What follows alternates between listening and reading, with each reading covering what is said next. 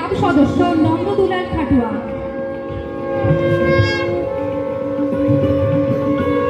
Batch পরিয়ে ওনাকে বরণ করছেন আমাদের ক্লাব সদস্য কমল বেরা মহাশয়।